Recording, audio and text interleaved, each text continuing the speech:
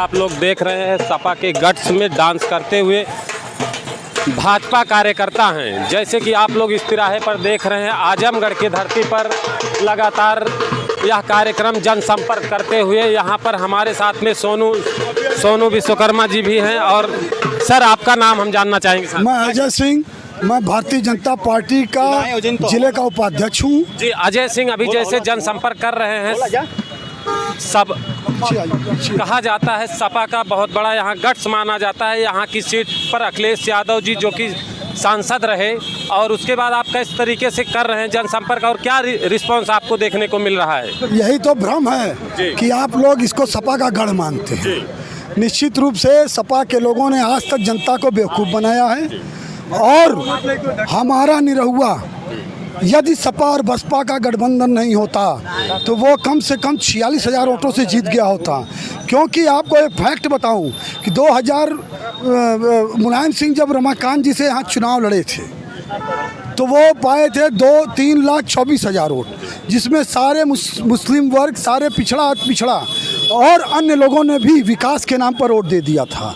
और हमारा 2019 में निरहुआ जी चुनाव लड़े थे, उसमें पाए थे 3,62,700 वोट। और सर, जैसे कि यह एसबी होम न्यूज़ नेटवर्क एक सामाजिक नेटवर्क है, समाज का भी लेकर के चलता है। अभी यहाँ से कृष्ण मुरारी 2022 विधानसभा का जो चुनाव उन्होंने लड़ा, तो उनके हारने का क्या कारण, आप कहाँ अपने आप को कमी? कि ऐसा है कि विधानसभा का अलग पैटर्न पे चुनाव होता है, लोकसभा के अलग पैटर्न होता है। जब फिर विधानसभा आएगा तो हम उनके बारे में बताएंगे। फिर हाल ये निरहुआ का चुनाव चल रहा है। मैं ये बड़े दावे के साथ कर सकता हूँ कि निरहुआ के लिए देखिए, सभी गांव के बच्चे, सभी गरीबों के बच्चे, अरे क्या नोनिया, क्या कुर्मी, क्या कोयरी, क्या लोहार, क्या कन्नौजिया, क्या सोनकर, क्या चौधरी, सारे गरीब के बच्चे आप देख रहे होंगे सड़क पर लगातार लगभग 10 दिनों से प्रचार कर रहे हैं। इसका मतलब कि सारा गरीब निकल चुका है अपने घर से। और कहा जाता है कि जब गरीब अपने परिवार से निकलता है किसी को समर्थन देने के लिए, तो उस देश में अमान परिवर्तन लाता है। और जैसे कि ओम प्रकाश राजभर ने अभी कह रहे हैं कि निरहुआ बकरी चराने वापस चले जाएंगे, इसके ऊपर आप क्या कहते हैं? अरे भाई, उतना असभ्य भाषा हम लोग नहीं बोल सकते। उनकी अपनी भाषा है, वही भाषा बोलकर वो बेवकूफ़ बनाते थे। और उनकी जो बेवकूफ़ बनाया था, तो वो ठीक है कि हमारे राजभर भाई राजा सुहेलदेव के वंशज हैं, जो आतताइयों के खिलाफ राजा सुहेलदेव ने लड़ा था। और ये किसका समर्थन कर रहे हैं? जो राम मंदिर के भक्तों पर गोली चलवाई थी। अब इनका भी बाजार, इनका भी दरवाज़ा बंद हो चुका है, इनकी दुकान बंद हो चुकी है। और इस चुनाव के बाद एकदम दुकान बंद हो जाएगी इनकी। याद करिए, जहाँ जहाँ भी गए इनको हल्दी नहीं लगी। जब भाजपा में आए तभी इनको हल्दी भी लगी थी। लेकिन इतना असभ्य भाषा जो बोलते हैं हम नहीं बोल सकते, लेकिन इनको राजभर समाज भी अब समझ चुका है। आप चले जाइए साग खजुरा में, आप चले जाइए फिरोजपुर में राजभरों के यहाँ, आप देखिएगा कि 10% ओम प्रकाश राजभर जी होंगे और बाकी 90% निरहुआ के साथ राजभर समाज आज खड़ा है। और उसी के बल पर हम कहते हैं कि निरहुआ जी आज चुनाव में बहुत आगे हैं। सपा और बसपा दूसरे और तीसरे नंबर की लड़ाई लड़ रही है। हमसे तो किसी की लड़ाई नहीं है, लेकिन वो उनकी आपस में दूसरे और तीसरे की लड़ाई है। आपसे मैंने बार बार कहा कि जब गांव गरीब किसान निकलता है सड़क पर, तो निश्चित है कि देश में अमान परिवर्तन कर देता है। यह तो आजमगढ़ है, और मैं बड़े दावे के साथ कहता हूं। और आजमगढ़ के सर कई सीटों पर देख रहा हूं कि उनकी विजय है एक बहुत बड़े पैमाने पर आजमगढ़ में। तो आप इस पे मतलब कैसे आप विश्वास के साथ में दिलाते हैं? जनता में आपने क्या देखा है भाई? जनता आपके किस मुद्दे पर वोट चुनाव में आपके साथ में जाएगी? निश्चित रूप से आजमगढ़ में हम यही कह सकते हैं कि जो जनता ने सम्मान दिया वोट के रूप में, हम उनका पूरा सम्मान करते हैं। हम हारे हैं, इसको स्वीकार करते हैं। लेकिन इसके बाद भी माननीय अखिलेश यादव को केशव प्रसाद मौर्य का बोलना, क्या इसी तरह सभ्य भाषा बोली जाती है विधानसभा में? तो उसका भी बदला ये मौर्य समाज लेगा, सारा पिछड़ा समाज लेगा। और निश्चित रूप से जो भी हमारा ये पिछड़ा समाज थोड़ा इधर उधर हो गया था, अब कि निश्चित रूप से हम लोग 52% वोट इस आजमगढ़ में पाने जा रहे हैं। अब 52% 53% वोट पाने का मतलब कि निरहुआ बहुत आगे रहेगा।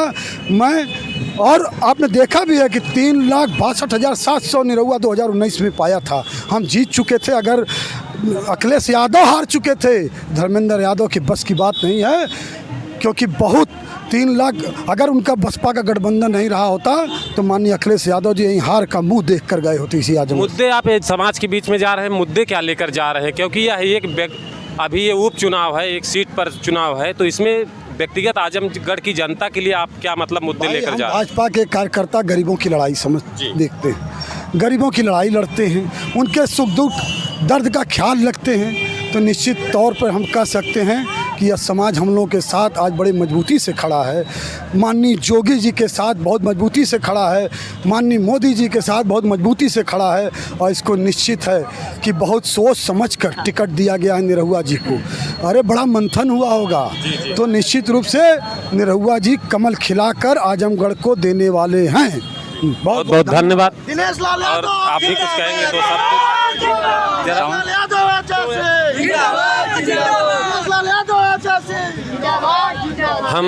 हमारे साथ में सोनू विश्वकर्मा जी हैं, जो कि लगातार आज भारतीय जनता पार्टी में एक सक्रिय कार्यकर्ता के रूप में पदाधिकारी हैं। हम उनसे जानते हैं कि किस तरीके से देख रहे हैं आजमगढ़ का यह लोकसभा चुनाव। देखिए, आजमगढ़ समाजवादी पार्टी के 10 विधायक हैं यहाँ जी, और डबल इंजन की सरकार होने के नाते, केंद्र में सरकार होने के नाते, उत्तर प्रदेश में सरकार होने के नाते हमारी जनता जनार्दन से यही अपील है कि डबल इंजन की सरकार के साथ, डबल इंजन की सरकार के साथ इस जनता का पूरा विश्वास है। इस बार निरहुआ जीत करके सदन में पहुंचने का काम कर रहे हैं, और आजमगढ़ जनपद के यादव जी लोगों के लिए, ये यादव बाहुबल क्षेत्र कहा जाता है, यादव जी लोगों के लिए निरहु जी का जो मोदी जी से अभी वार्ता उन्होंने किया है 3 या 4 रोज के दिन, अहिर रेजिमेंट आजमगढ़ जनपद को देने जा रहे हैं। अहिर रेजिमेंट बनने जा रहा है। निरहुआ को सदन में इन लोग आज आजमगढ़ की जनता अगर यादव बाहुबल क्षेत्र यहाँ से जीत करके अगर भेजती है तो अहिर रेजिमेंट बनाने का काम मोनू विश्वकर्मा के निर्देश के अनुसार निरहु जी के माध्यम से माननीय मोदी जी करेंगे। ओके, बहुत बहुत धन्यवाद सोनू विश्वकर्मा जी। जैसे कि आप लोग लगातार देख रहे हैं कि आज जनसंपर्क भारतीय जनता पार्टी के लोग कर रहे हैं, उनके कार्यकर्ता कर रहे हैं, और लगातार आप बने रहिए SB home news network Sanjay Vishwakarma के साथ। धन्यवाद।